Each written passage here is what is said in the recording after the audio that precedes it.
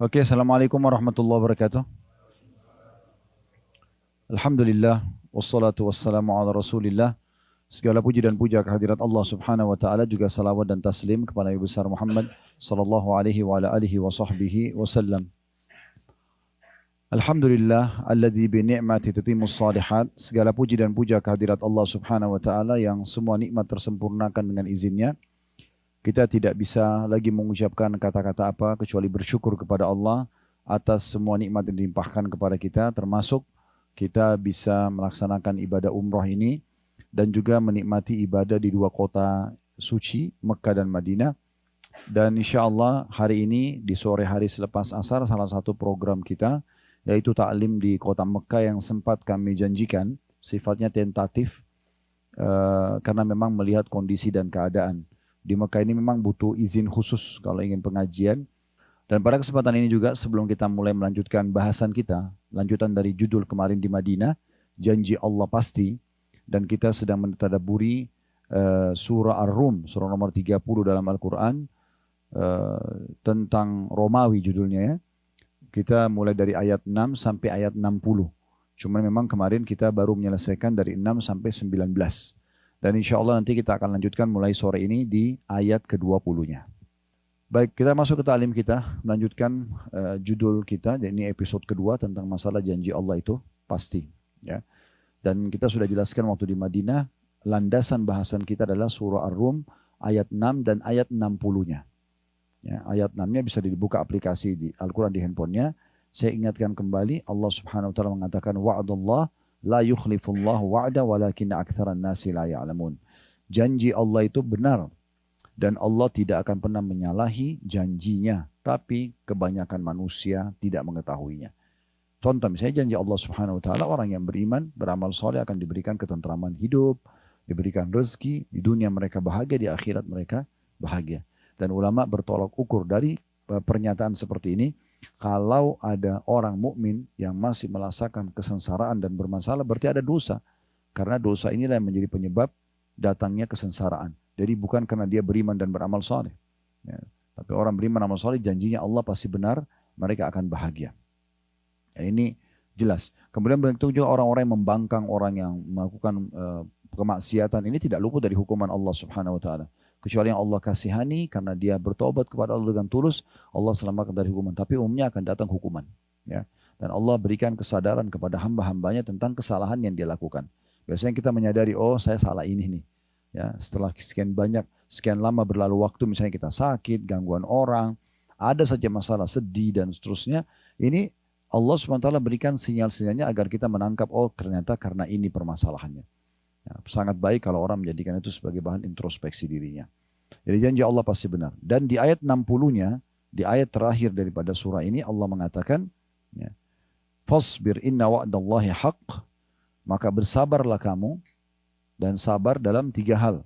Sabar dalam mengerjakan ketaatan. Kayak kita sholat, duduk majelis ilmu seperti ini, ya, sholat malam misalnya, sholat 5 waktu di masjid, tutup aurat, mencari pendapatan halal, terus saja kita mengontrol diri kita supaya di rel syariat Allah Subhanahu wa taala. Ini butuh kesabaran. Itu sabar pertama. Sabar yang kedua adalah meninggalkan kemaksiatan. Setiap orang di antara kita pasti punya peluang untuk berbuat dosa. Siapa yang tidak punya peluang berdosa, untuk berzina, untuk menipu, untuk membunuh, untuk apalah, memukul dan seterusnya. Semua orang punya peluang untuk itu. Tapi pada saat datang kesempatan itu kita bersabar. Artinya tidak mengikuti ya perbuatan buruk tersebut. Dan yang ketiga, sabar akan ujian harian. Sakit, gangguan orang dan seterusnya, ini kita bersabar dengan berharap pahala di sisi Allah Subhanahu wa taala. Dan sabar ya itu adalah menerima keputusan Allah dan ikhtiar mencari jalan keluar. Itu sabar. Jadi misalnya kita tidur malam hari sehat, tapi pagi harinya bangun sakit. Maka berarti ujian Allah sudah datang. Tugas kita sabar. Apa itu sabar? Kita menerima dulu itu sebagai keputusan dari Allah, kemudian kita ikhtiar mencari jalan keluar untuk berobat. Ya. Itu namanya bersabar. Nah ini Allah mengatakan di ayat 60-nya. Saya sengaja hubungkan dulu ayat 6 sama ayat 60 karena memang ini judul kita. Janji Allah pasti. Landasan judul ini adalah 2 ayat ini. Di ayat 60 saya ulangi. Fasbir inna wa'dallahi haqq. Maka bersabarlah kamu. Sesungguhnya janji Allah itu benar. Wala yastakhifannaka alladhina la yuqinun. Dan sekali-kali janganlah orang-orang yang tidak yakin tentang kebenaran ayat-ayat Allah janji-janji Allah tentang surga, tentang neraka, ya, itu menggelisahkan kamu atau membuat kamu meninggalkan keimanan dan keyakinan kepada Allah Subhanahu wa taala. Baik, kita sekarang melanjutkan tadabbur ayat kita. Kita akan masuk ke ayat 20 setelah kemarin di Madinah kita sudah menyelesaikan sampai ayat 19. Ya. Ayat 20 ini, Bapak Ibu sekalian, Allah Subhanahu wa taala, pencipta alam semesta ini, memperkenalkan dirinya dan juga menunjukkan tentang kemahabesarannya. Alhamdulillah kita berada di kamar hotel ini, Bapak Ibu bisa lihat dengan jelas sekali. Ya, kalau orang duduk melihat gunung, langit, awan, turunnya hujan dari langit, ini sangat konyol kalau ada orang mengatakan ini tidak ada yang mengaturnya. Ya, tidak ada Tuhannya, tidak ada pemiliknya. Pergantian siang malam, ya, kita kemarin tawaf, kita sa'i, kita lihat ada yang orang Melayu, ada yang orang Arab, ada yang orang hitam dari Afrika, ada orang bule. Semua itu tidak mungkin tidak ada yang mengatur dan menciptakannya. Bahkan di dalam diri kita sendiri, sebagaimana kita jelaskan ya pada beberapa ayat yang lalu, pada di bahasan Madinah, di diri kita sendiri, ya, di mata kita untuk melihat, telinga untuk mendengar, hidung untuk menghirup misalnya dan membedakan bau wangi, bau busuk, lidah kita bisa bedain manis, asin, asam, ya, seketika bibir mengucap, lidah mengecap, kemudian tangan menjamah, kaki melangkah, semua fungsi anggota tubuh ini yang luar biasa. Ini menunjukkan pasti ada yang mengaturnya. Dan kita subhanallah saking lemahnya manusia nggak bisa mengalih fungsikan. Misalnya ada orang yang mau makan melalui kupingnya, nggak mungkin. Memang harus mulutnya. Berarti kan ada yang mengatur sistem itu. Kita sendiri nggak bisa mengalihkan itu. Nggak mungkin orang misalnya mendengar dengan matanya, gitu kan? Tidak mungkin orang misalnya melihat dengan hidungnya. Jadi memang ada fungsi, gitu kan? Dan semuanya sudah teratur dengan rapi. Ini berarti menandakan ada Sang Pencipta Allah Subhanahu Wa Taala. Di Madinah saya ingatkan kembali sudah saya berikan contoh berapa banyak orang yang suka ya terkagum-kagum dengan seorang pelukis yang melukis sesuatu yang dia ciplak di alam semesta. Dia lukis lautan, dia lukis awan, dia lukis pohon kelapa, dia lukis burung yang sedang terbang misalnya di satu tempat dengan membawa papan lukisnya 1 kali 1 meter. Orang di sebelahnya kadang-kadang terkagum-kagum melihat orang pelukis ini karena mirip sekali dengan aslinya. Subhanallah, lukisan itu dijual mahal dan dibeli mahal, gitu kan. Tapi mereka lupa sebenarnya orang ini hanya menciplak yang ada di alam semesta ini. Dia yakin bahwasanya yang hebat adalah pelukis, tapi dia lupa pelukis ini hanya menciplak sesuatu yang diciptakan oleh Sang Pencipta yang sebenarnya. Bahkan ciptaan Allah Subhanahu Wa Taala itu kita bisa rasakan ya di sejuk airnya, terik mataharinya, kita bisa nikmatin suara kicauan burungnya, kita bisa nikmatin misalnya kalau ada di lukisan itu pohon kelapa dan kelapanya misalnya dan seterusnya. Dan Allah Subhanahu Wa Taala perlu saya titik beratkan di awal pertemuan kita ini, belum menampakkan dirinya untuk manusia karena memang Allah menjadikan melihat zatnya Allah Subhanahu Wa Taala itu adalah nikmat terbesar di surga. Sebagaimana hadis Nabi SAW, nanti kalau ahli surga sudah masuk ke dalam surga semuanya, termasuk yang terakhir keluar dari neraka. Orang yang terlalu banyak dosanya akan masuk neraka dulu, kemudian nanti akan dikeluarkan dari neraka dan masuk ke dalam surga. Kalau semua dan yang ahli surga sudah masuk ke dalam surga, termasuk yang lewat neraka dulu, di neraka tinggal orang-orang yang memang kekal dalamnya, na'udzubillah, orang kafir, orang musyrik, orang munafik, maka Allah Azza wa Jalla, kata Nabi SAW, akan berkata kepada ahli surga, dan kita semua akan menyaksikan ini, karena janji Allah tidak mungkin salah. Ini judul kita. Maka Allah SWT akan mengatakan sementara masih ada hijab antara dia sama makhluknya. Dia mengatakan, hai hamba-hambaku, apakah sudah cukup apa yang aku berikan? Maka kita semua di surga insya Allah akan mengatakan, ya Allah, nikmat apa lagi yang kami inginkan setelah Engkau selamatkan kami dari neraka dan Engkau masukkan kami ke dalam surga. Seingat saya Ibnu Qayyim rahimahullah menyebutkan sebuah riwayat, semua ahli surga itu nanti akan ada satu pintu atau jendela ya di istana dia di surga yang kalau dia buka dia bisa melihat neraka setiap saat. Sehingga setiap saat dia bisa bersyukur kepada Allah karena dia nggak masuk ke sana. Makanya jawaban ahli surga, ya Allah, nikmat apa lagi yang kami harapkan setelah Engkau selamatkan kami dari neraka dan Engkau masukkan kami ke dalam surga. Maka pada saat itu kata Nabi SAW, Allah berfirman dengan dua riwayat. Yang pertama, hari ini kata Allah, aku tidak akan marah pada kalian selamanya, maka berbuatlah sesuka kalian. Ahli surga dikatakan begitu ya. Dan kata Nabi SAW, ahli surga tidak akan buat kecuali kebaikan. Karena di surga nanti sudah tidak ada lagi rasa iri, dengki, dan itu sudah tidak ada lagi penyakit hati, sudah nggak ada. Orang hanya akan menikmati apa yang Allah SWT berikan dari yang halal dan mereka selalu bertasbih dan bersyukur kepada Allah Subhanahu wa taala. Itu riwayat yang pertama. Riwayat yang kedua, Allah Azza wa Jalla akan mengangkat hijabnya, pembatas antara dia sama hamba-hambanya. Disitulah pertama kali nanti kita melihat zat Allah yang maha mulia. Kalau teman-teman sekalian kita bisa melihat pohon, bunga, sangat indah warnanya, berwarna-warni. Mungkin kita masuk di Hotel Fairmont ini kita bisa lihat di receptionnya bunga mawar yang segar, warna-warni ya, ada putih, ada ungu, ada orange ya. Dan seterusnya lah ya. Apa pemandangan yang kira-kira paling indah yang pernah Bapak Ibu lihat di muka bumi ini, maka penciptanya jauh lebih indah dan lebih sempurna daripada itu. Ya.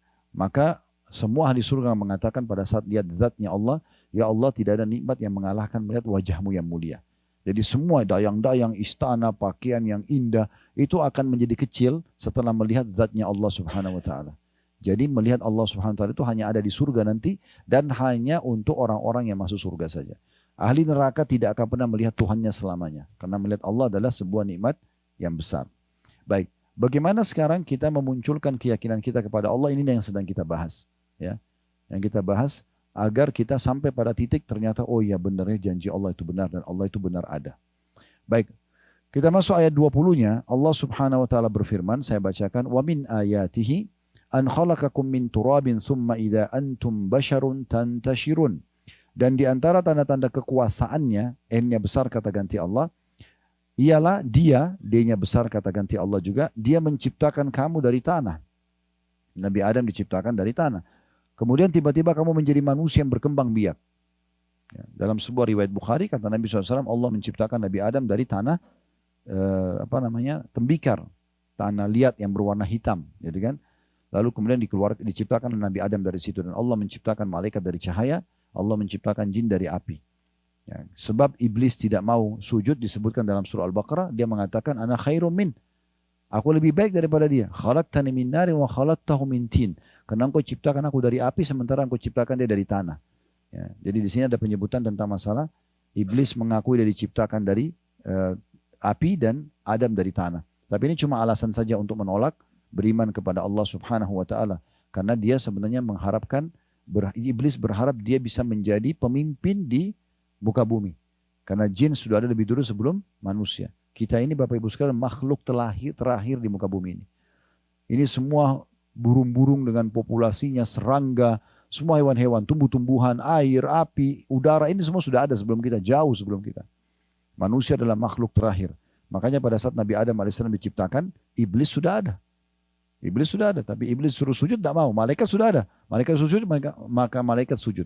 Dan sujudnya ini bukan sujud penyembahan, tapi sujud karena patuh kepada Allah Subhanahu wa taala. Mirip dengan kenapa kita sujud menghadap Ka'bah. Ka'bah itu bangunan biasa. Ya, batu saja sama semen dikasih kain gitu kan. Jadi bukan karena Ka'bahnya, bukan karena fisik, tapi karena ada perintah Allah Subhanahu wa taala. Kalau perintah Allah sujud ke laut, kita sujud ke laut. Ke pohon, kita sujud ke pohon. Jadi memang karena ada perintah Allah Subhanahu wa taala. Itulah sujudnya para malaikat kepada Adam alaihissalam. Nah, Allah menceritakan bahwasanya kalian diciptakan dari satu jiwa, yaitu Adam dari tanah. Kemudian Allah ciptakan dari Nabi Adam tulang rusuknya Hawa, istrinya. Lalu kemudian berkembang biaklah kita semua melalui sperma yang sudah Allah SWT ciptakan. Nah seperti itu Allah menjelaskan. Jadi coba bayangkan dan fikirkan diri kalian sendiri. Teman-teman juga nanti kalau lagi ada waktu lowong, lagi di masjid duduk, lagi habis sholat baca, bisa membaca surah Al-Insan. Nah, surah Al-Insan ini tentang kita. Gitu kan? Terutama di ayat pertama Allah SWT menjelaskan masalah itu. Hal ata 'alal insani hinu minad dahri lam yakun syai'an madhkura. Apakah manusia itu pernah duduk sejenak merenungkan bahwasanya dia dari sesuatu yang tidak pernah dikenal sebelumnya? Kita ini tidak ada urusannya. Di Madinah saya sempat singgung. Setiap laki-laki yang punya sperma, pada saat dia membuangkan spermanya, habis itu tidak diperlukan dibuang. Buang di kamar mandi. Padahal itu semua manusia, bibit manusia. Dan teknologi sekarang membuktikan dari sperma itu bahkan dengan alat-alat tercanggih sekarang sudah bisa melihat ini jenis kelaminnya, laki-laki atau perempuan, ya, kemudian nanti warna rambutnya, warna kulitnya, warna matanya bisa dilihat semua dari komposisi yang ada di situ. Itu luar biasa. Gitu. Kemudian ayat selanjutnya, ayat 21 yang membuktikan Allah SWT juga ada sampai cipta ini, adalah Allah mengingatkan juga wa min ayatihi an khalaqa lakum min anfusikum azwajan litaskunu ilaiha wa ja'ala bainakum mawaddatan wa rahmah inna fi dzalika laayatin liqaumin yatafakkarun. Dan di antara tanda-tanda kekuasaannya, buktinya Allah itu ada. Dan dia ialah dia menciptakan untukmu istri dari jenismu sendiri. Manusia sama manusia, jin sama jin, hewan sama hewan. Gitu kan. Lalu kata Allah Subhanahu Wa Taala, supaya kamu cenderung dan merasa tentram kepadanya. Yang sudah berumah tangga tahu. Ada rasa sayang di antara mereka, ada ketentraman jiwa di antara mereka. Selama memang mereka menjadikan Islam sebagai simbol kehidupannya, maka insya Allah akan selalu tentram. Kalau Bapak Ibu mau bahagia dalam rumah tangganya, maka simbol di atas kepala kita suami istri adalah Islam. Benar atau salah, siapapun di antara kita, Islam yang menilainya. Selalu kembali kepada Islam. Jadi nanti yang benar memaafkan, yang salah minta maaf. Maka akan selalu ada yang Allah janjikan di sini, mawaddah warahmah. Ya, artinya kasih sayang dan juga ya, rasa kasih dan sayang di antara kalian. Dan dijadikan di antaramu rasa kasih dan sayang. Sungguhnya pada demikian itu, adanya rasa suka, rasa sayang, saling melindungi, saling memenuhi di antara suami istri, benar-benar terdapat tanda-tanda bagi kaum yang mau berfikir, kata Allah. Ya. Kemudian selanjutnya, ayat 22-nya. Wa min ayatihi, juga di antara tanda-tanda kebesarannya, kekuasaannya, khalqus samawati wal ardi wa ikhtilafu alsinatukum wa alwanikum inna fi dzalika la ayatin lil alimin.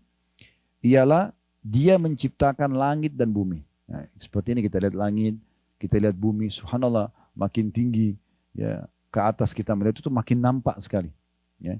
Kalau ketinggian seperti ini lantai 57 kita bisa melihat mobil seperti gentong-gentong kecil saja yang berjalan. Mungkin kalau kita dekat kita bisa melihat oh ini mobil Ferrari, oh ini mobil yang mewah-mewah. Padahal sebenarnya kalau sudah di atas jadi kecil semua. Rumah-rumah building yang besar pun jadi kecil. Maka ini kita bisa lihat bagaimana kebesaran Allah Subhanahu Wa Taala. Dengan melihat gunung-gunung, Mekah penuh dengan gunung seperti ini, kayaknya tidak masuk akal kalau ini tidak ada yang menancapkannya, mengaturnya. Bahkan saking lemahnya manusia, mereka tidak bisa menciptakan satu butir pasir. Anggur yang ditancapin pun atau yang ditarik dari tangkainya tidak bisa ditancapin kembali oleh manusia tersebut. Saking lemahnya. Pisang yang lembut begitu, teksturnya, aromanya, cita rasanya itu kalau sudah dibuka kulitnya, dia nggak bisa tempel tutup kembali. Ya saking lemahnya manusia. Tapi itu semua membuktikan ada pencipta yang mengatur semua itu. Allah mengatakan, saya ulangi, dan diantara tanda-tanda kekuasaannya adalah menciptakan langit dan bumi dan berlain-lainan bahasamu dan warna kulitmu. Ya, ini luar biasa bahasa ini. Berapa kali kita pergi ke negara orang, kita ngobrol, ya. Kalau kita menguasai bahasa yang kita bisa saling paham. Kalau tidak, maka kita tinggal terjemahkan, ya. Kemudian dia bisa memahami maksud kita seperti apa. Nah, bahasa ini sesuatu yang unik sekali. Ya. Ini tanda-tanda kebesaran Allah Subhanahu Wa Taala. Bagaimana bisa kita berbicara seperti ini, keluar suara, ya, tersusun kosakata sehingga yang satu bisa memahaminya. Dan adalah, ya, kalau mungkin grammarnya segala macam ini ada yang menatanya. Dari mana ilmunya semua ini? Ya, kalau kita telusuri semua, Allah Subhanahu Wa Taala pencipta yang mengatur. Kalau kita orang Islam sudah diajarkan itu adalah Allah. Begitu juga dengan warna kulit dijadikan tanda-tanda kebesaran Allah. Ada yang putih sekali, ada yang sedang, ada yang somateng, ada yang hitam. Kata Allah, sesungguhnya pada demikian itu benar-benar terdapat tanda-tanda kebesaran Allah bagi orang-orang yang mau mengetahuinya. Maksudnya mempelajarinya. Ayat 23-nya, wa min ayatihi manamukum bil-laili wan-nahari wabtiga'ukum min fadli inna fi dzalika laayatin liqaumin yasma'un. Dan di antara tanda-tanda kekuasaannya ialah tidurmu di waktu malam. Ya, tidur, kita kadang-kadang ngantuk kan kalau malam. Begitu kita letakkan kepala, tiba-tiba tidak hilang. Kita sudah nggak sadarkan diri. Ini tidurnya dari mana? Ya, karena seringnya kita lakukan, kita nggak menyadari kalau ada yang mengatur semua itu.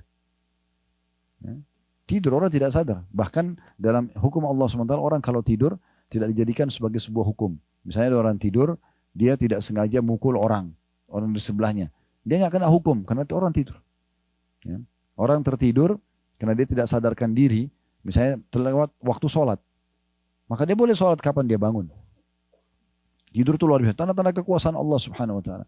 Belum lagi secara medis tidur itu ternyata memberikan, ya, istirahat tubuh-tubuh kita, ada pembaharuan sel dan segala macam. Allah mengatakan di waktu malam dan di waktu siang, karena memang siang hari dikenal dengan kailula, waktu istirahat juga. Ya, Nabi SAW kadang-kadang beristirahat menjelang duhur atau selepas duhur. Dikenal dengan kailula. Ya, beberapa saat gitu. Kemudian juga dikatakan oleh Allah, dan usahamu mencari sebagian dari karunia-Nya. Semua manusia terarahkan untuk mencari pekerjaan, cari pendapatan, supaya sama standarnya, bisa makan, bisa minum, bisa beli baju, bisa penuhi kebutuhannya, bisa beli rumah dan seterusnya. Ini yang mengatur ke arah itu siapa? Kan harus ada yang mengatur semua ini sehingga manusia kayak satu arah. Semuanya mencari pendapatan, semuanya juga akan memenuhi kebutuhannya. Dan kebutuhannya sama. Kita tidak bicara varian itemnya, ya. Misalnya yang satu makan ini, yang satu makan itu tidak. Tapi intinya adalah makan, minum, tidur, beli pakaian, pekerjaan, kendaraan, ini sama. Ini kok terarah ke situ? Ini siapa yang mengaturnya semua? Jadi itu Allah singgung di sini. Sesungguhnya pada yang demikian itu benar-benar terdapat tanda-tanda bagi kaum yang mau mendengarkan. Mau dengar, mau merenungi, maka dia akan ambil pelajaran. Ayat 24-nya, wa min ayatihi yurikumul barqa khawfan wa tama'an wa yunazzilu minas sama'i ma'an fayuhyi bihi al-ardha ba'da mautiha. Inna fi dzalika laayatin liqaumin yaqilun. Dan di antara tanda-tanda kekuasaannya, Allah itu benar ada. Dia memperlihatkan kepadamu kilat untuk menimbulkan ketakutan dan harapan. Ya, subhanallah, kita sering lihat kilat di langit ya. Tadi sebelum Bapak Ibu datang sempat mendung dan ada kilat kelihatan, apalagi di tempat tinggi seperti ini kelihatan sekali gitu kan. Allah, dari mana kilat itu? Ya, tegangan listrik yang sangat tinggi. Ya. Maka Allah mengatakan tanda-tanda kekuasaannya dia memperlihatkan kepada kalian kilat. Untuk apa? Menimbulkan rasa ketakutan dan harapan. Takut akan hukuman Allah, harapan agar Allah berikan keselamatan. Dan dia juga menurunkan hujan dari langit. Lalu menghidupkan bumi dengan air hujan itu sesudah matinya. Sesungguhnya pada yang demikian itu benar-benar terdapat tanda-tanda bagi kaum yang mau menggunakan akalnya. Ya. Subhanallah, Bapak Ibu sekalian, masuk akal nggak? Kalau keran air kita di kamar mandi, tiba-tiba nyala sendiri. Kita tidak bicara kalau rusak ya. Pasti kita akan heran, siapa yang nyalain tuh? Nggak mungkin, gitu kan? Artinya kalau keran di kamar mandi saja kita tidak mungkin dia keluar sendiri tanpa dibuka, tanpa yang ada yang gerakkan kerannya, maka bagaimana dengan air yang turun dari langit ini? Kadang-kadang bahkan pernah lihat ya, di jalan raya, setengahnya kena hujan, setengahnya enggak. Kok bisa gitu? Karena itu jelas sekali tanda-tanda kekuasaan Allah Subhanahu wa Ta'ala. Belum lagi kadang-kadang bumi itu kering sekali. Allah turunkan hujan, tiba-tiba tumbuh rumput, gitu kan. Saya subhanallah pernah waktu masih ngontrak rumah, Allah SWT berikan beberapa tahun yang lalu. Di belakang rumah saya tidak terlalu perhatikan, ada sedikit taman. Mungkin cuma 2 minggu barangkali, itu 3 minggu ya. Saya biasanya memang ke belakang, lihat, siram, tanaman. Itu kebetulan dengan kesibukan tidak sempat. Lebih keluarga saya yang lakukan. Tapi tiba-tiba saja setelah 3 minggu kalau tidak salah, saya ke belakang, loh ada pohon pepaya. Saya nggak pernah tanam gitu. Pohon pepaya itu tumbuh dan sudah ada buahnya kecil gitu. Subhanallah, maha suci Allah yang begitu mudahnya Allah kalau mau menciptakan sesuatu, dan manusia sebenarnya tinggal melihat tanda-tanda kebesaran itu dan dia tinggal beriman kepada Tuhannya, lalu dia nikmati apa yang dibolehkan. Harusnya begitu. Ayat 25-nya, wa min ayati an taqumas sama wal amru bi amri an taqumas, saya ulangi, wa min ayatihi an taqumas sama wal ardu bi amri. Thumma idza da'akum da'watan minal ardi idza antum takhrujun. Dan di antara tanda-tanda kekuasaannya ialah berdirinya langit, ini yang kita bisa lihat sekarang, dan bumi dengan iradatnya, dengan izinnya, dengan pengaturan dari sisinya. Kemudian apabila dia memanggil kamu sekali panggil dari bumi, nanti pada saat kita meninggal, dikubur semua di kuburan, maka pada saat itu Allah menyuruh kita bangkit dengan satu tiupan sangkakala, ya. Maka seketika itu kamu akan keluar dari kubur. Kemudian ayat 26-nya Allah mengatakan walahu man fis samawati wal ardi kullun lahu qanitun. Ketahuilah kepunyaan Allah lah siapa saja yang ada di langit dan di bumi, semuanya hanya kepadanya tunduk. Ya. Nah, dari sini ada satu rahasia penting teman-teman sekalian. Di saat Bapak Ibu menghadapi masalah apapun, maka ketahuilah masalah itu sebenarnya adalah teguran dari Allah tentang adanya masalah antara kita dengan Allah Subhanahu wa Ta'ala. Jadi Allah berikan teguran melalui makhluknya. Makanya sebagian salaf mengatakan, saya tahu saya punya dosa kepada Tuhan saya, di saat saya lihat perubahan sikap pasangan saya. Di saat ada perubahan di tunggangan saya, dan di saat ada tikus di rumah saya. Mereka saking pekanya, karena kalau tidak masalah sama Allah, harusnya janji Allah benar dong. Orang yang beriman beramal soleh tidak akan ada gangguan. Berarti kalau ada gangguan, ada masalah nih. Dan masalahnya sebenarnya bukan pada pasangan kita. Bukan masalah pada tunggangan kita, bukan masalah pada tikus yang di rumah kita, tapi ada masalah dengan Tuhan kita Allah Subhanahu wa taala. Sebagian ulama salaf kalau mereka jalan di satu tempat lalu kecium bau busuk saja, mereka langsung istighfar, langsung introspeksi diri karena Allah bisa buat bau busuk itu tidak sampai kepada dia, tapi Allah sampaikan sebagai peringatan agar dia tahu dia punya salah. Nah, seperti itu. Sebagian mereka jalan kesentuh kakinya, kesentuh batu, keseleo misalnya, itu jadikan sebagai bahan introspeksi diri semuanya. Astagfirullah ya Allah kalau ada kesalahan. Dalam Al-Quran diceritakan bagaimana Nabi Daud alaihissalam lagi duduk di singgasananya di istana kerajaannya, tiba-tiba Allah jatuhkan bangkai. Dan langsung Nabi Daud dengan keimanannya lihat bangkai itu, ini kan tidak mungkin ada bangkai baunya busuk di depan matanya. Langsung dia sujud dan dia tidak mau angkat kepalanya sampai Allah SWT turunkan wahyu sebenarnya itu cuma ujian yang datang kepada dia. Jadi itu yang dimaksud dengan poin ini. Jadi sebenarnya di ayat 26 ini teguran. Ayatnya pendek tapi teguran. Kalau semua di langit dan di bumi ini adalah milik Allah Subhanahu wa taala. Mau apapun tinggal minta sama Allah. Ya. Orang depan kita jahat pun Allah bisa ngubah dia menjadi orang baik karena Allah pemiliknya. Sederhana. Kita mau apapun tinggal minta sama Allah. Selama bukan apa yang Allah haramkan, Allah bisa berikan. Tidak ada yang mustahil. Ya, selama tidak bentrok dengan sunnatullah, peraturan Allah Subhanahu wa taala. Seperti misalnya Bapak Ibu nggak suka dengan malam lalu bilang, "Ya Allah, hilangkan malam." Itu nggak mungkin. Itu sunnatullah. Peraturan Allah SWT. Selama tidak bentrok dengan sunnatullah, tidak minta yang Allah haramkan, pasti dikasih. Kuasa Allah SWT.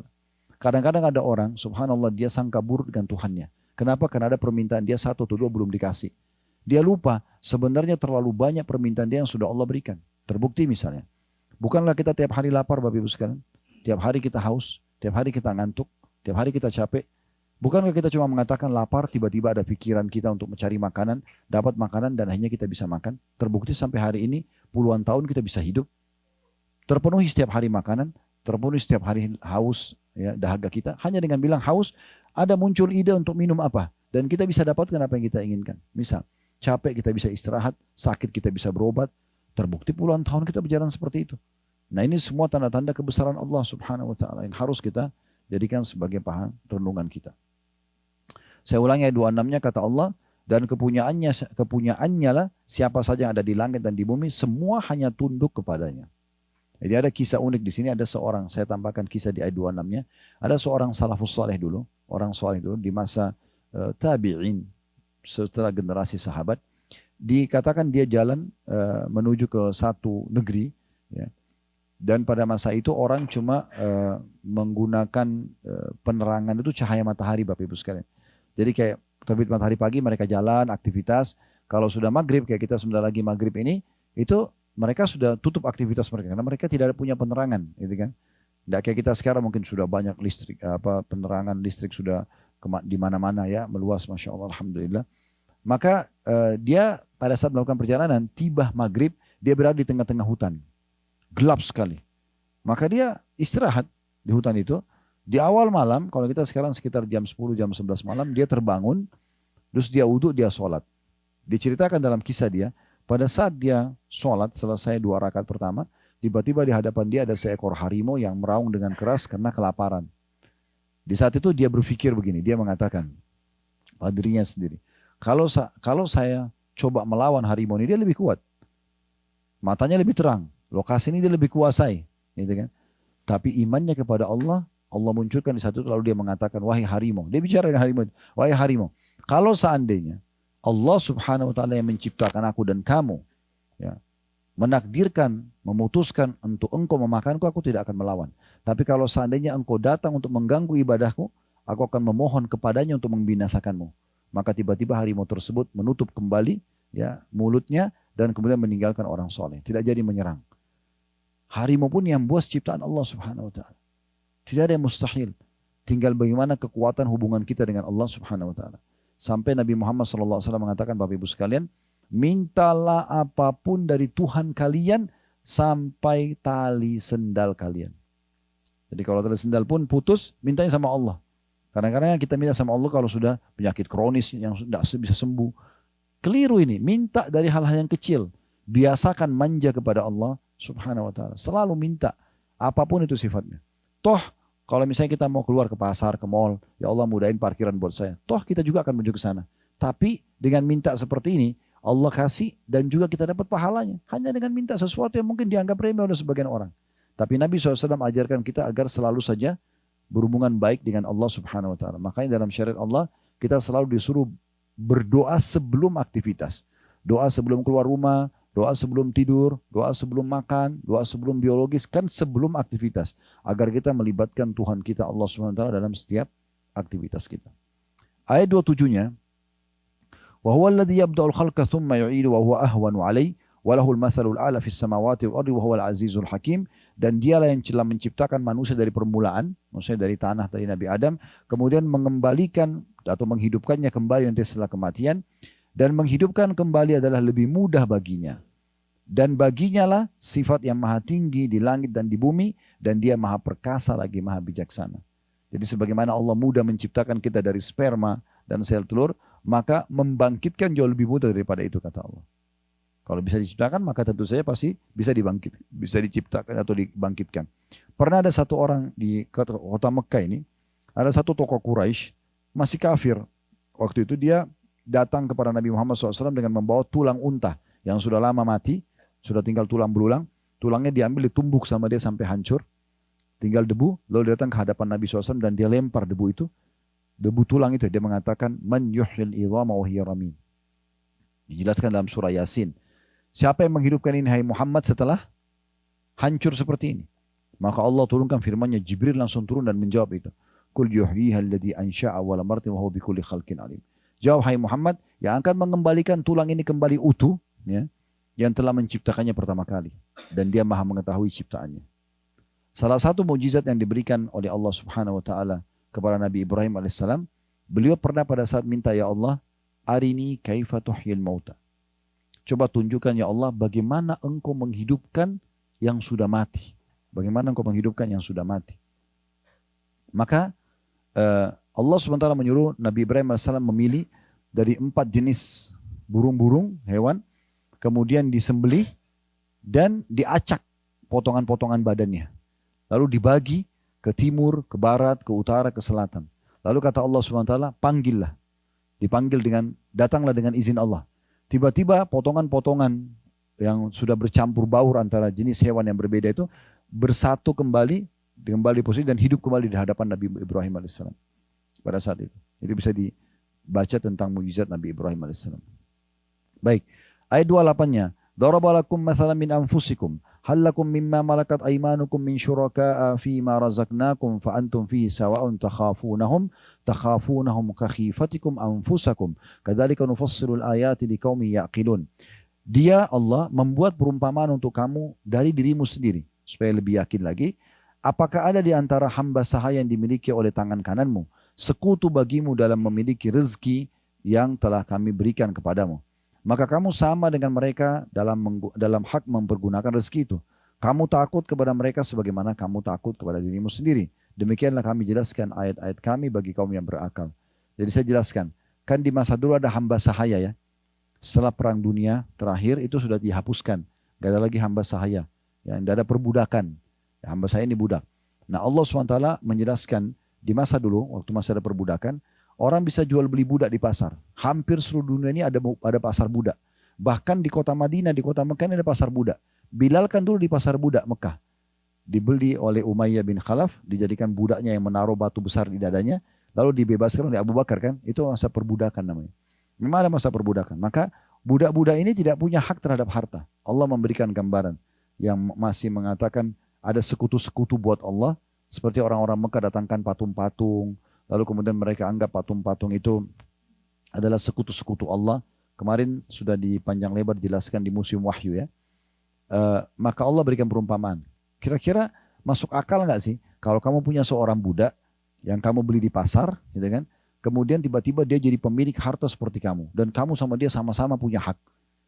Maka orang yang dulu hidup di masa dulu ini tahu tentang masalah ini. Tidak mungkin sama. Karena budak itu bagian daripada harta kita.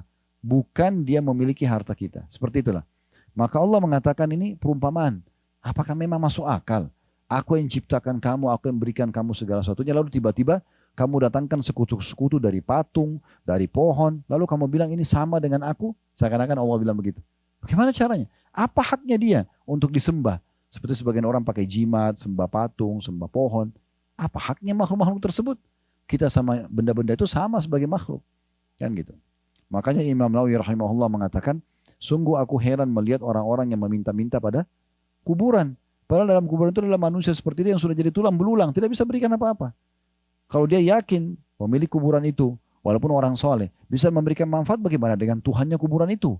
Tuhannya manusia dalam kuburan itu, kenapa nggak minta langsung kepada Allah subhanahu wa ta'ala? Ayat 29-nya, balittaba'a alladhina zalamu ahwa'ahum bighairi ilm, faman yahdi man adallallah wa ma lahum min nasirin.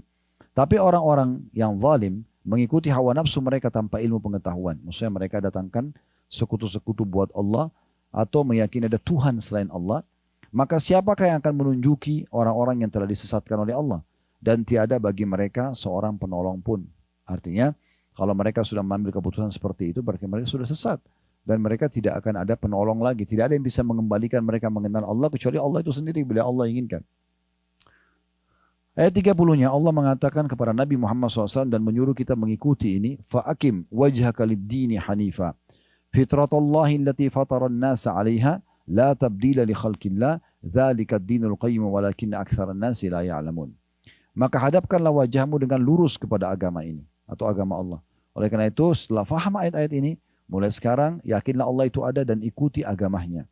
Ya, syariat yang diturunkan, semua yang dibolehkan nikmati, yang diperintahkan kerjakan, yang dilarang tinggalkan. Tetaplah di atas fitrah Allah itu yang telah menciptakan manusia menurut fitrah itu. Tidak ada perubahan pada fitrah Allah. Maksudnya agama yang sudah Allah bebankan pada manusia itu tidak akan berubah. Itulah agama yang lurus, tapi kebanyakan manusia tidak mengetahuinya. Saya ingatkan kembali, Allah hanya turunkan satu agama. Tidak ada agama lain. Allah jelaskan dalam surah Al-Imran ayat 19. Inna dina indallahil Islam. Agama sisa Allah hanyalah Islam. Jadi Nabi Adam, Nabi Idris, Nabi Saleh, Shu'aib, semuanya Daud, Sulaiman, Isa, Musa, Muhammad. Ini semua Nabi-Nabi, Ilyas, ya, Zakaria, Yahya, semua Nabi-Nabi ini alaihissalam adalah agamanya Islam. Tidak ada agama lain. Jadi mereka agama satu saja. Ya. Yang berbeda adalah hukum-hukum dan syariat yang dibawa. Kalau ada hukum yang memang Allah ubah, misalnya dengan datangnya Injil, maka hukum yang ada dalam Taurat terhapus dengan adanya Injil. Dengan datangnya Al-Quran, maka Al-Quran menghapus hukum Injil dan Taurat misalnya. Seperti itu iya. Tapi agama Nabi-Nabi semua sama, Islam. Makanya rukun iman kita yang 6 itu, iman kepada Allah, iman kepada para malaikat, iman kepada kitab-kitab, iman kepada semua rasul-rasul. Semua yang kita iman. Jadi kalau ada muslim mengatakan, oh Isa bukan nabi atau Musa bukan nabi, karena itu nabinya nabi orang Nasrani dan orang Yahudi. Ini bisa kafir dia. Gak boleh, kita wajib mengatakan bahwasanya mereka juga nabi-nabi Allah. Cuma kita dengan ilmu yang benar kita katakan Musa memang adalah utusan Allah dan kita mengatakan Isa juga utusan Allah dan Isa bukan anak Tuhan, ya, tapi dia adalah utusan Allah Subhanahu wa taala. Nah, seperti itu. Ayat 31-nya, munibina ilaihi wattaqu wa aqimus salata wa la takunu minal musyrikin. Dan kembalilah bertaubat kepadanya. Kalau selama ini kalian jauh dari Tuhan kalian, segera bertaubat, kembali kepadanya. Dan bertakwa kepadanya. Takwa ini maksudnya patuh dan tunduk. Serta dirikanlah sholat dan jangan kamu termasuk orang-orang yang mempersekutukan Allah. Dirikan sholat maksudnya selalu kembali kepada Tuhan untuk sholat dan jangan mempersekutukan. Jadi jangan sampai sholat tapi juga tetap buat sekutu kepada Allah. Ya, sekutu ini kayak partner ya. Contoh, Bapak Ibu sholat, iyyaka na'budu wa iyyaka nasta'in. Baca dalam surah Al-Fatihah. Hanya kepadamu kami menyembah, hanya kepadamu kami minta tolong. Setelah salam minta pada kuburan sebelah masjidnya. Loh, terus mana tadi perkataan kamu iyyaka, hanya kepadamu, kenapa? Minta pada kuburan. Kuburan yang disunnahkan Nabi SAW adalah kita mendoakan mereka. Bukan kita minta sesuatu pada mereka. Kan gitu. Jadi ini bahaya sekali orang bisa terus dalam kesyirikan tapi dia tidak mengetahui. Atau pakai jimat misalnya. Dia meyakini kalung yang dia digantung di badannya, batu kah, kayu kah, atau apa saja bisa memberikan manfaat atau mudarat pada dia. Ini bagaimana? Kata Nabi SAW, man Allah kata mimatan faqad asyrak. Siapa yang menggantungkan jimat pada tubuhnya, dia telah berbuat kesyirikan. Seakan-akan menyekutukan Allah sama makhluknya. Tidak dibutuhkan semua itu. Ya, Nabi Muhammad SAW bahkan kalau mau berperang Bapak Ibu sekalian, tidak pernah pakai jimat. Bahkan tidak pernah buatkan jimat sahabat. Saya ditulisin, suruh tempel di badannya, nggak pernah. Supaya dia kebal, enggak. Apa kata Nabi SAW? Kita sudah kemarin datang di lokasi perang Uhud. Mati mereka itu, berdarah-darah. Kata Nabi SAW, setiap kali mau lepas pasukan, humu ila jannati rabbikum. Ayo berdiri kepada surga Tuhan kalian. Ayo mati sekarang. Gitu. Serahkan diri kalian kepada Allah. Begitu, tidak pernah Nabi suruh kebal. Lalu kenapa kita harus belajar ilmu kebal? Gitu kan? Gak ada urusannya. Kebanyakan orang sudah belajar ilmu kebal, begitu diruqyah kesurupan. Kan ada jinnya. Gitu kan? Iya. Ayat 32-nya. Minal ladzina farraqu dinahum wa kanu syi'a. Kullu hizbin bima ladaihim farihun. Dari tadi Allah sebutkan sebelumnya orang-orang yang menyekutukan Allah itu siapa? Yaitu orang-orang yang memecah belah agama mereka dan mereka menjadi beberapa golongan. Jadi orang-orang yang berbuat syirik itu nanti akan banyak perselisihan pendapat di antara mereka karena mereka tidak rujuk kepada wahyu. Tiap-tiap golongan merasa bangga dengan apa yang ada pada golongan mereka. Ayat 33-nya. Wa idza massan nasa durrun da'u rabbahum munibina ilaihi thumma idza adzaqahum minhu rahmatan idza fariqum minhum bi rabbihim yusyrikun. Dan apabila manusia disentuh oleh satu bahaya, mereka menyeru Tuhannya dengan kembali bertaubat kepadanya. Kemudian apabila Tuhan merasakan kepada mereka barang sedikit saja rahmat, diberikan keselamatan, diberikan rezeki, dari sisinya tiba-tiba sebagian mereka mempersekutukan Tuhannya. Di ayat 33 ini saya ingin sedikit sampai 34 dulu ya. Liyakfuru bima atainahum fatamattau fasawfa ta'lamun, sehingga mereka mengingkari akan rahmat yang telah kami berikan kepada mereka dan mereka bersenang-senang, ya, maka bersenang-senanglah kamu sekalian, kelak kamu akan mengetahui akibat perbuatanmu. Ada satu sahabat Nabi di kota Mekah ini di masa Nabi SAW namanya Ikrimah bin Abi Jahal. Abu Jahal kita tahu semua, Abu Jahal Fir'aunnya umat ini, meninggal di perang Badar. Tapi subhanallah, ayah kafir, anaknya mukmin. Anaknya namanya Ikrimah. Ikrimah ini dulu waktu ayahnya meninggal di perang Badar, dia menjadi pemimpin di Mekah, pengganti ayahnya. Waktu Nabi SAW taklukkan kota Mekah kurang lebih di tahun 8 Hijriah, gitu kan? Maka pada saat itu dia termasuk orang yang melarikan diri dari Mekah. Karena dia tidak mau beriman. Tapi subhanallah dia lari kemana? Dia lari ke Jeddah sekarang. Di Jeddah ini kan pelabuhan. Dari masa dulu sudah pelabuhan. Orang selalu kalau mau nyebrang ke Afrika, karena kan itu Laut Merah. Antara Asia sama Afrika kan dipisahin sama Laut Merah. Nah, jadi dia mau nyebrang ke Afrika. Waktu itu orang sering ke Ethiopia, ya, pergi ke Mesir, ya, nyebrang. Dia ingin melarikan diri ke Ethiopia waktu itu, supaya tidak masuk Islam. Di atas kapal, subhanallah, kuasa Allah, kapalnya dihantam oleh ombak. Dan di situ rata-rata yang di atas kapal orang-orang musyrik semua seperti dia, penyembah-penyembah berhala yang menyekutukan Allah. Yakin Ka'bah ini rumahnya Allah, tapi yang ciptakan langit Allah, tapi dia datangkan patung juga sebagai sekutunya Allah. Dianggap Tuhan-Tuhan lain gitu ya. Maka Ikrimah diperlihatkan oleh Allah SWT waktu kapal dihantam oleh ombak yang keras. Orang-orang di kapal itu pada minta-minta pada Tuhan mereka, patung itu. Tolong bantu kami, tolong bantu kami. Tapi ombak makin keras. Maka mereka karena ketakutan patungnya dilempar, akhirnya mereka angkat tangan ke langit lalu minta, ya Allah selamatkan kami. Itu Ikrimah lihat sendiri. Maka Ikrimah pada saat itu dibuka oleh Allah SWT fikirannya, ya, hatinya. Dia berpikir, inilah yang didakwakan oleh Muhammad selama ini. Kita nggak boleh sembah berhala ini. Dan Allah perlihatkan depan mata, kalau patung-patung itu tidak bisa memberikan manfaat di saat bahaya sedang datang. Dan akhirnya mereka kembali kepada Allah juga. Maka dia kembali ke Mekah lalu dia beriman kepada Nabi SAW. Dan akhirnya mati syahid radhiyallahu anhu di salah satu peperangan muslimin. Gitu ya. Nah, ini Allah katakan. Jadi mereka itu kalau ditimpakan bahaya, ya, sudah susah sekali, sudah mentok gak ada solusi, kembali kepada Allah. Kenapa gak dari awal kepada Allah? Kenapa harus selalu bergantung pada makhluk, bergantung pada jin, bergantung pada dukun gitu kan? Kenapa gak langsung kepada Allah? Ayat 35-nya, ayat 35, Am anzalna alaihim sultanan fahuwa yatakallamu bima kanu bihi yusyrikun, atau apakah kami menurunkan kepada mereka keterangan, lalu keterangan itu menunjukkan kebenaran apa yang mereka persekutukan dengan Tuhan mereka. Maksudnya apakah mereka itu menyembah berhala, menyembah pohon, mengkultuskan sesuatu yang disamakan sama Allah. Apakah ada sultan, ada ilmu yang kami turunkan untuk itu, atau mereka ngarang-ngarang saja. Semua penyembah berhala ini cuma mengarang-ngarang. Di Ka'bah ini waktu Nabi SAW bebasin kota Mekah ada 360 patung. Patung ini mereka yang ukir matanya, mereka yang ukir hidungnya, mulutnya, mereka yang warnain, mereka yang kasih nama, mereka yang pikul diletakkan di situ, dan kalau rusak, retak, mereka yang tambal kembali. Dipanggil Tuhan. Makanya dikenal dengan masa jahiliyah. Gimana caranya patung yang tidak bisa ngomong dijadikan sebagai Tuhan gitu. Kemudian ayat 36-nya, wa idza azaqna an-nasa rahmatan farihu biha wa in tusibhum sayi'atun bima qaddamat aydihim idahum yaqnatun. Dan apabila kami rasakan sesuatu rahmat kepada manusia, nikmat Allah berikan kesehatan, keturunan, pasangan, niscaya mereka gembira dengan rahmat itu. Dan apabila mereka ditimpa suatu musibah atau bahaya disebabkan kesalahan yang telah mereka kerjakan. Ini tadi saya bilang, jadi ujian itu datang biasanya memang karena kesalahan kita, introspeksi diri ya. Yang dikerjakan oleh tangan mereka sendiri, maka tiba-tiba mereka berputus asa. Ayat 37-nya, awalam yarau anna Allah yabsutu rizqa liman yasha'u wa yaqdir. Inna fi dzalika laayatin liqaumin yu'minun. Apakah mereka itu tidak memperhatikan bahwa sungguhnya Allah melapangkan rezeki bagi siapa yang dikehendakinya dan dia pula yang menyempitkan rezeki itu. Sesungguhnya pada yang demikian itu benar-benar terdapat tanda-tanda kekuasaan Allah bagi kaum yang beriman. Artinya untuk apa minta ke patung-patung tersebut? Kenapa tidak minta kepada Allah langsung? Allah ini maha kaya. Allah yang menciptakan segala sesuatunya. Murnikan tauhid itu, akan diberikan semua apa yang diinginkan. Ayat 38-nya. Fa'ati dzal qurba haqqa wal miskina wa ibnas sabil dzalika khairun lil ladzina yuriduna wajha Allah wa ulaika humul muflihun. Dan berikanlah kepada kerabat terdekat haknya. Maksudnya kalau ada harta, berikan kepada mereka juga. Demikian pula kepada fakir miskin dan orang-orang yang dalam perjalanan. Maksudnya orang lagi musafir, butuh bantuan, bantu mereka.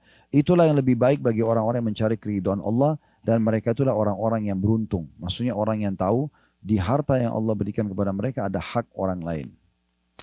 Ayat 39-nya, wa ma ataitum min riban liyarbu fi amwalin nasi fala yarbu 'indallah. Wa ma ataitum min zakatin turiduna wajhallahi fa ulaika humul mudha'ifun. Dan sesuatu riba atau tambahan yang kamu berikan agar dia bertambah pada harta manusia, maka riba itu tidak bertambah di sisi Allah. Dan apa yang kamu berikan berupa zakat yang kamu maksudkan untuk mencapai keridhaan Allah, maka yang berbuat demikian itulah orang-orang yang melipat gandakan pahalanya. Maksudnya kalau seandainya orang mau dapat rezeki yang luas, berikan karena Allah, sedekahkan karena Allah, bantu orang miskin karena Allah. Allah akan balas itu. Tapi kalau orang sengaja riba, dia pinjamkan uang lalu dia minta hasil dari situ, maka itu tidak akan bertambah. Ya. Kemudian ayat 40-nya, Allahul ladzi khalaqakum thumma razaqakum thumma yumitukum thumma yuhyikum hal min syurakaikum man yaf'alu min dzalikum min syai' subhanahu wa ta'ala amma yusyrikun. Allah lah yang menciptakan kamu, kemudian memberimu rezeki, makanan, minuman, udara, air dan seterusnya yang bisa membuat roda kehidupan ini berjalan, kemudian mematikanmu. Kemudian menghidupkanmu lagi kembali setelah kematian, hari kebangkitan nanti. Adakah di antara yang kamu sekutukan dengan Allah yang dapat berbuat sesuatu yang demikian itu? Patung kah, jin kah? Ada yang bisa buat itu? Tentu jawabannya tidak ada ya. Maha suci dia atau Allah yang maha tinggi dari apa yang mereka persekutukan. Ayat 41-nya, "Dhahara al-fasadu fil barri wal bahri bima kasabat aydin nasi liyudhikahum ba'da alladhi amilu la'allam yarji'un." Dan telah nampak kerusakan di darat dan di lautan, maksudnya dosa-dosa yang dilakukan, pelanggaran kepada Sang Pencipta Allah disebabkan karena perbuatan tangan manusia. Supaya Allah merasakan kepada mereka sebagian dari akibat perbuatan mereka, agar mereka kembali ke jalan yang benar. Setiap orang berbuat salah, Allah datangkan hukumannya, tegurannya. Ya, teguran ini tadi saya bilang bisa perubahan sikap pasangan, bisa perubahan sikap anak, bisa masalah di pekerjaan, bisa macam-macam cobaannya, supaya kembali ke jalan yang benar. Kalau orang-orang yang tidak mengenal Allah, bukan orang-orang Muslim, mereka kalau ada masalah, mereka makin mabuk, mereka makin jauh dari Allah. Kalau kita dipandu tidak. Ada masalah segera kembali kepada Allah SWT. Allah sengaja datangkan untuk kita kembali kepadanya. Sekarang saatnya wudu, sholat, taubat, tinggalkan semua kesalahan, maka akan baik semuanya kembali. Ayat 42-nya Allah mengajak kita untuk berjalan di muka bumi melihat akibat orang-orang yang sudah dibinasakan oleh Allah supaya jangan kita terjerumus pada hukuman yang sama. Qul siru fil ardi fanzuru kaifa kana aqibatul ladina min qabl kana aktsaruhum musyrikin. Katakanlah hai Muhammad kepada umat manusia terutama umatmu, adakanlah perjalanan di muka bumi dan perhatikanlah bagaimana kesudahan orang-orang yang terdahulu. Maksudnya orang yang membangkang seperti Fir'aun di Mesir, Namrud di Babilonia, gitu kan. Kemudian ada tadi di waktu di Madinah saya jelaskan 4 jam dari Madinah namanya Madain Saleh. Ya, kotanya Nabi Saleh, kaum Tsamud yang Allah binasakan. Allah suruh lihat itu. Ya, kebanyakan mereka itu Allah binasakan karena mempersekutukan Allah dengan sesuatu. Lalu ayat 43-nya Allah tekankan, oleh karena itu tinggalkan semua sekutu-sekutu Allah itu. Fahakim wajhaka lid-dinil qayyim min qabli an ya'ta yawmun la maradda lahu minallahi yawma idzin yasaddaun. Oleh karena itu hadapkanlah wajahmu kepada agama yang lurus atau Islam Ikuti saja ajaran, mana yang diperintahkan kerjakan, yang dihalalkan nikmati, yang dilarang jauhi. Ya. Sebelum datang dari Allah suatu hari yang tidak dapat ditolak kedatangannya, maksudnya hari kiamat. Dan pada hari itu orang pada terpisah-pisah. Ya, maksudnya terpisah-pisah itu nanti kita masing-masing, walaupun suami istri, walaupun orang tua sama anak, di hari kiamat nanti di mahsyar, kita tuh melarikan diri dari orang-orang semuanya, termasuk orang terdekat. Allah bilang dalam ayat lain, yauma yafirru mar'u min akhi. Pada hari kiamat orang lari dari saudaranya, wa ummihi wa abi, ayahnya, ibunya dan ayahnya, wa sahibati wa bani, pasangan hidup dan anak-anaknya. Kenapa? Likulli imri'in minhum yawma idzin sya'nun yughni. Karena pada hari itu semua manusia berharap bisa menyelamatkan dirinya. Maka Allah ingatkan, jangan datang nanti hari kiamat yang orang sudah berpisah baru mau taubat. Enggak, sekarang segera kembali kepada Allah Subhanahu wa taala. Ayat 4-4-nya, man kafara fa alaihi kufru wa man amila shalihan fali anfusihim yamhadun. Barang siapa yang kafir maka dia sendiri yang menanggung akibat kekafirannya itu.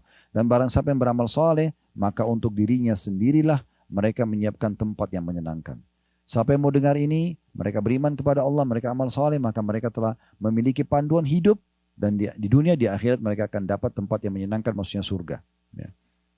Ayat 45-nya, liyajziyal ladzina amanu wa amilus solihati min fadli innahu la yuhibbul kafirin.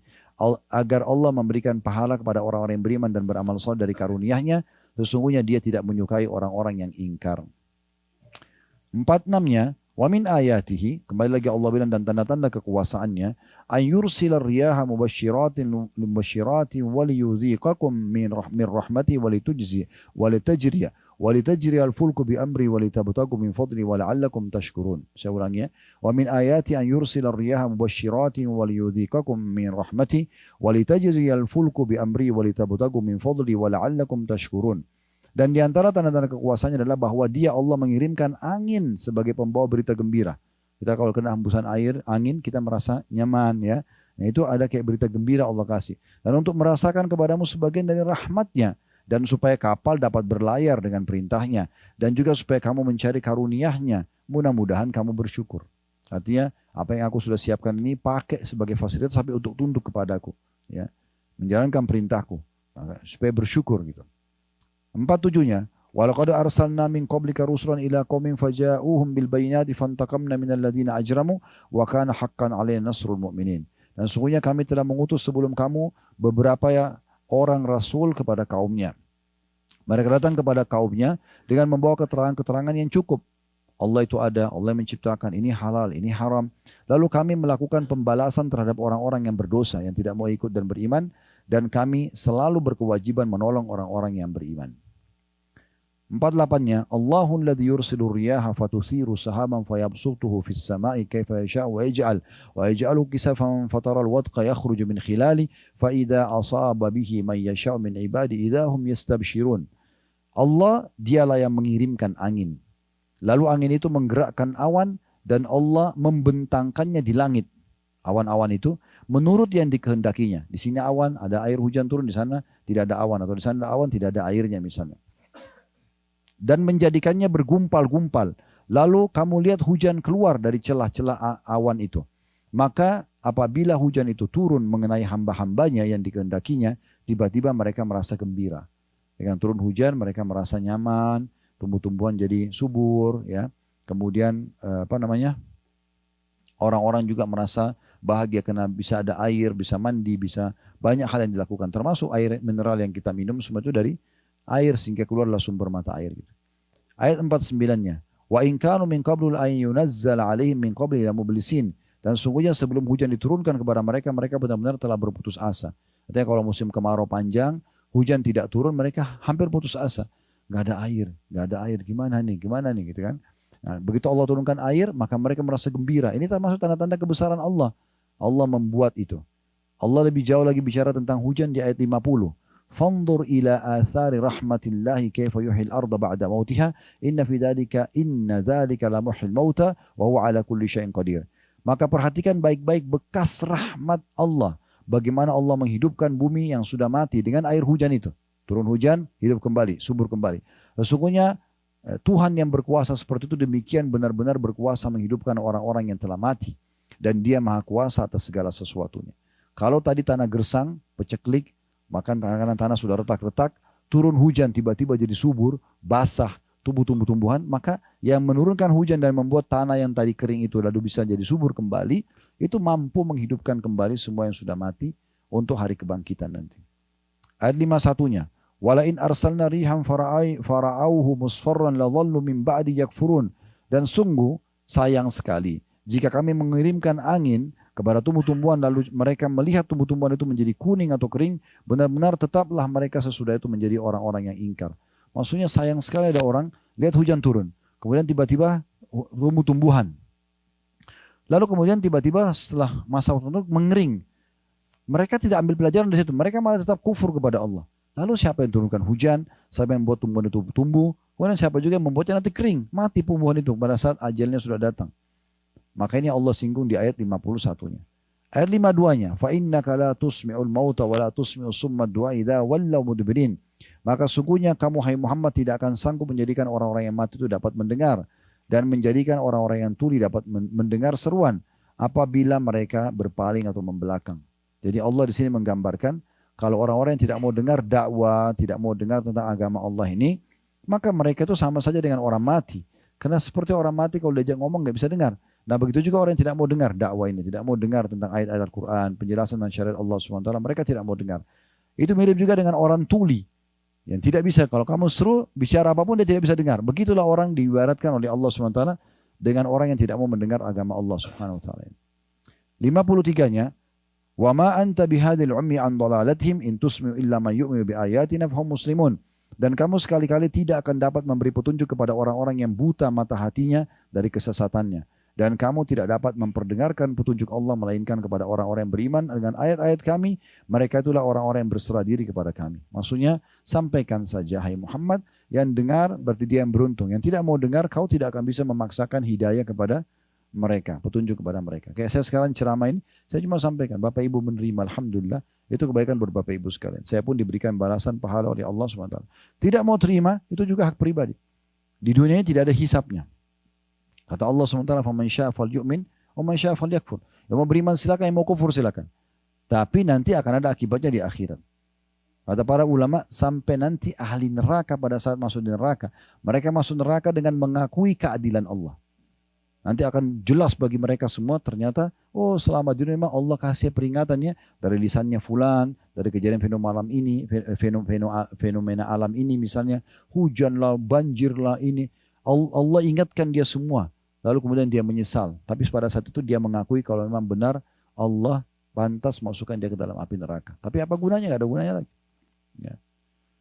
54-nya, Allahul ladzi khalaqakum min dha'fin thumma ja'ala min ba'di dha'fin quwwatan thumma ja'ala min ba'di quwwatin dha'fan wa syaiba yakhluqu ma yasha' wa huwal alimul qadir. Ini Allah kembali menceritakan tentang prosesi manusia. Kita semua alami ini ya.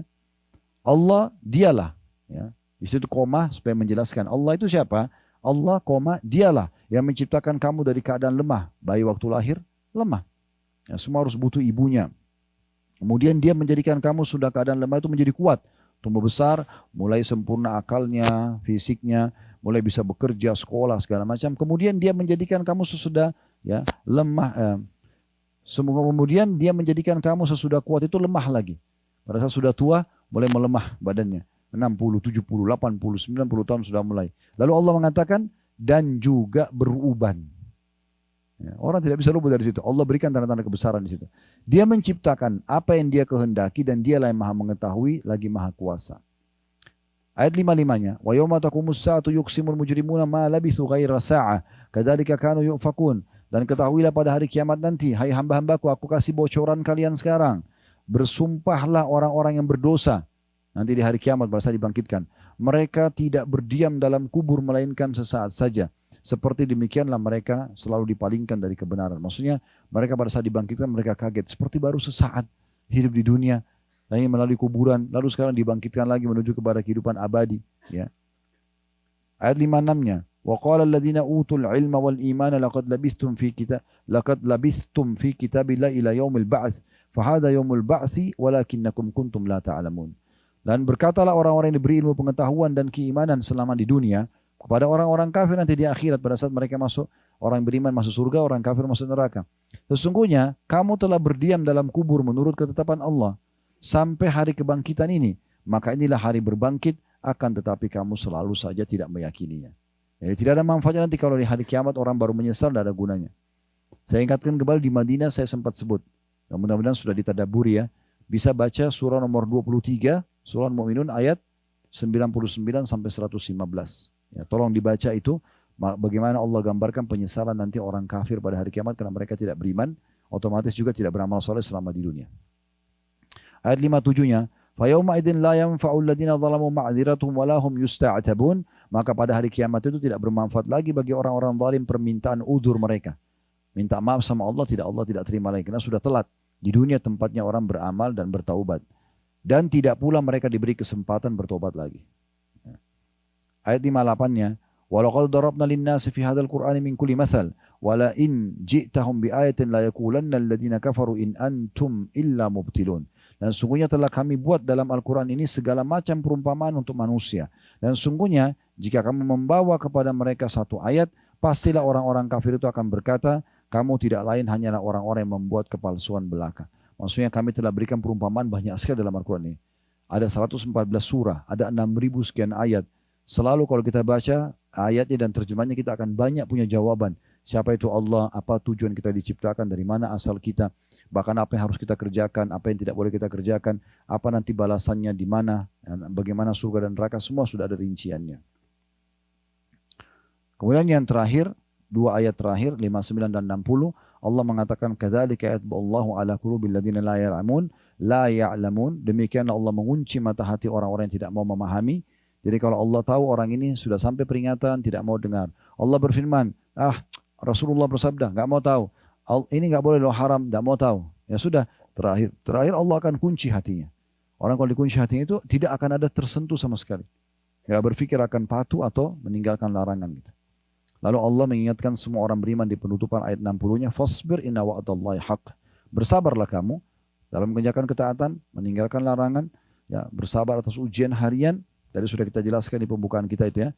"Wala yastakhifannaka alladziina la yuqinun." Dan jangan sampai orang-orang yang tidak yakin dengan semua ini membuatmu putus asa atau menggelisahkanmu. Maksudnya membuat kau nanti merasa terganggu. Jauhi aja mereka, patuh saja. Maksudnya mulai sekarang bangun tidur kalau masih dikasih umur, udah sholat, puasa, zikir, kerjakan apa semua sampai ajal datang akan terima balasannya. Nah seperti itu kurang lebih gambaran daripada ayat-ayat ini. Allahu a'lam.